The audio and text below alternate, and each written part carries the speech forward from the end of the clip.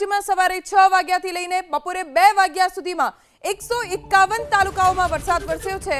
સવારે 6 થી બપોરે 2 વાગ્યા સુધીમાં બોટાદના બરવાડામાં સૌથી વધુ વરસાદ પડ્યો છે। બોટાદના બરવાડામાં ખાબક્યો 6.25 ઇંચ વરસાદ। સવારે 6 થી બપોરે 2 વાગ્યા સુધીમાં સાયલામાં 6.25 ઇંચ વરસાદથી જળબંબાકારની સ્થિતિ સર્જાઈ। મૂળીમાં 5 ઇંચ વરસાદથી પાણી થઈ ગયું। ઉમરાળામાં 5 ઇંચ વરસાદ વરસ્યો।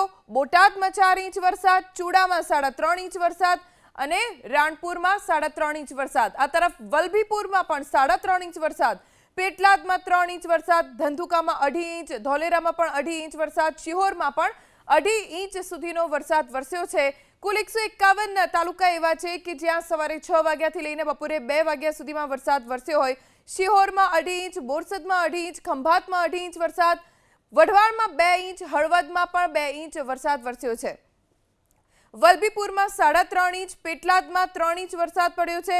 હળવદમાં અને વઢવાણમાં 2 ઇંચ વરસાદ, ખંભાતમાં 2.5 ઇંચ, બોરસદ, શિહોર, ધોલેરા જ્યાં 2.5 ઇંચ વરસાદ, ધંધુકામાં પણ 2.5 ઇંચ વરસાદ, પેટલાદમાં 3 ઇંચ વરસાદ, વલભીપુરમાં 3.5 ઇંચ વરસાદ, રાણપુરમાં 3.5 ઇંચ વરસાદ વરસ્યો છે। ચૂડામાં પણ 3.5 ઇંચ વરસાદ પડ્યો। બોટાદમાં 4 ઇંચ, ઉમરાળામાં 5 ઇંચ, મૂળીમાં 5 ઇંચ, સાયલામાં 4.5 ઇંચ, બરવાડામાં 6.25 ઇંચ વરસાદ વરસ્યો છે, જે સવારે 6 થી બપોરે 2 વાગ્યા સુધીમાં સૌથી વધુ વરસાદ છે।